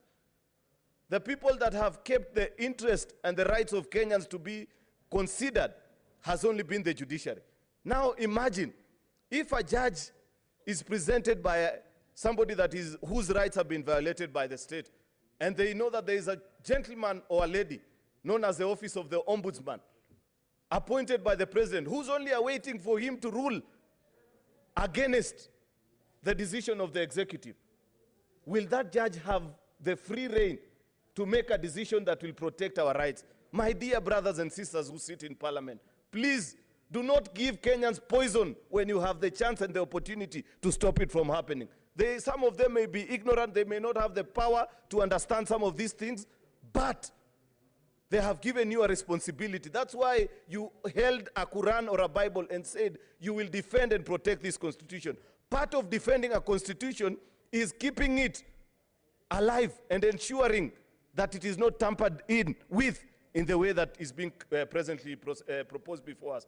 Don't allow your citizens, the people who woke up early in the morning to go and vote for you, to be in a situation where they will not have a free reigning judiciary. Madam Speaker, you do know that actually in the existence of a state, and all scholars that have taken time to study how a state functions, this state of tension between parliament or the legislature, the judiciary, and the executive is actually one of the tenets that are so critical to the proper functioning of a state. Because if you grant one arm of government the power to load it over and determine the fate of the rest, they will completely wind up the rest of the institution, just like what has happened to parliament.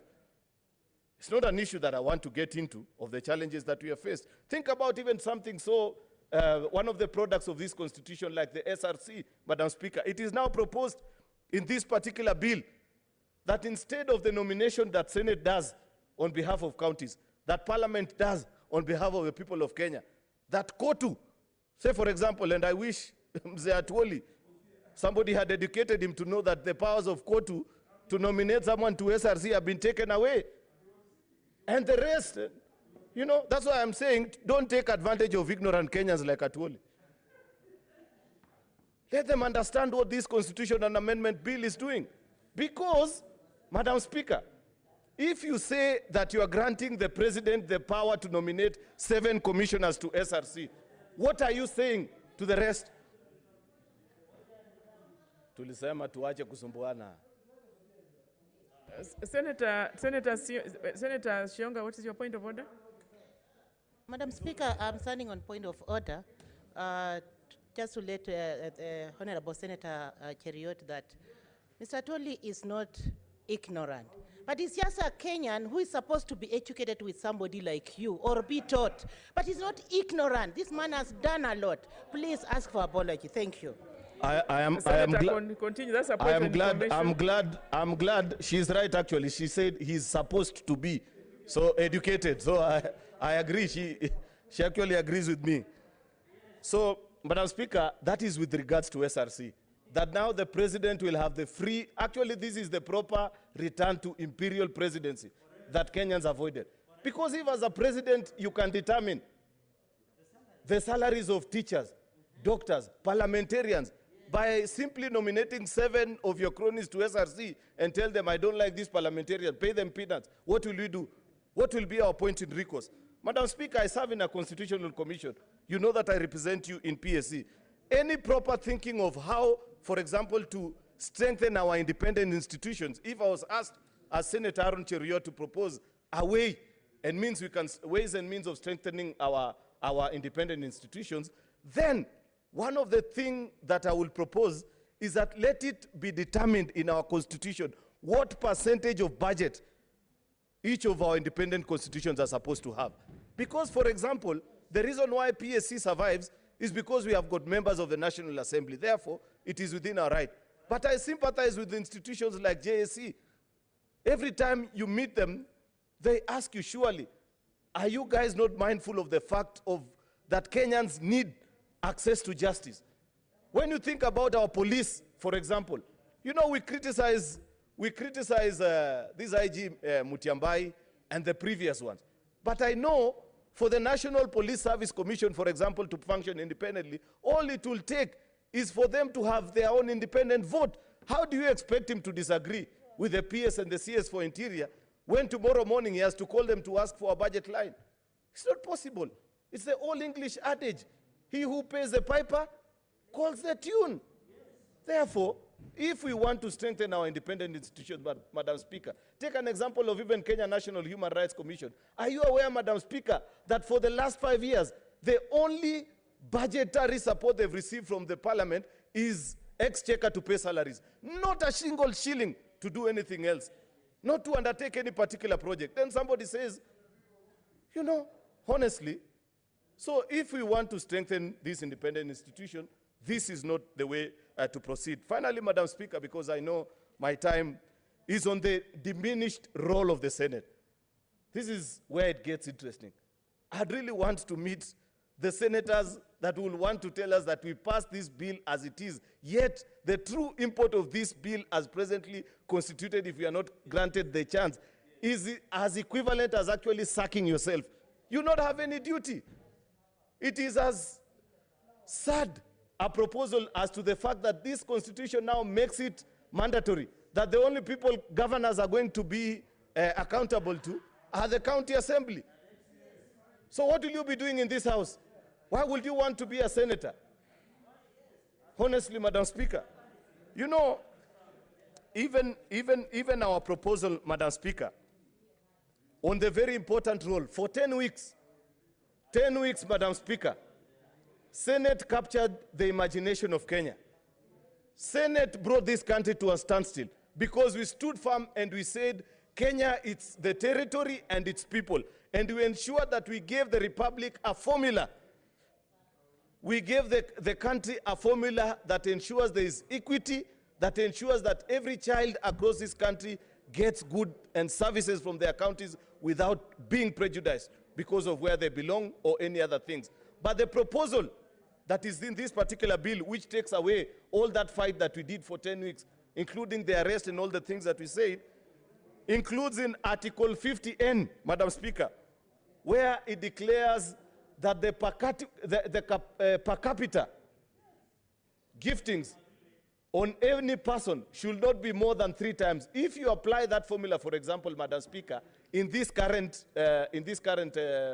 division of revenue, close to 7 counties are actually going to be wound up because they will not be economically viable. And in fact, Madam Speaker, let me shock you. If you use a spreadsheet, for those of you that know, that are tech savvy and know how to use an Excel sheet, this thing is unachievable. It's not possible. It gives you a margin of error of 0 because every time you reduce, say for example, if you use the current formula, where Nairobi gets about 4,700 as a per capita distribution and Lamu gets 21,000. If you reduce Lamus from 21 to 12,000 and you increase on the other one, then it tinkers and affects the final variation. Therefore, this proposal... Honorable Senator, your time is up. It's not possible. It's exactly 12:30, and we will give the... When we reconvene at 2:30, we will give the first opportunity to Senator... I thought you're through, you're not... You can continue with the 2 minutes when we reconvene. Because the time is, you know, yes, we will give you the 2 minutes. No point of order. Just let's listen, members. It's good to behave in an orderly manner. What I'm saying, I will give you the 2 minutes when we reconvene. I should have given it to you, but everybody is up in arms. Secondly, when we reconvene, give me time. When we reconvene, we will give the first opportunity. After you, will give first opportunity to Enoch Wambua because there was a problem with the system here. The rest will follow. You'll follow it to the letter. Members, honorable senators, it is now 12:31 p.m. Time to interrupt the business of the Senate. The House, therefore, stands adjourned until today, 29th April 2021 at 2:30 p.m.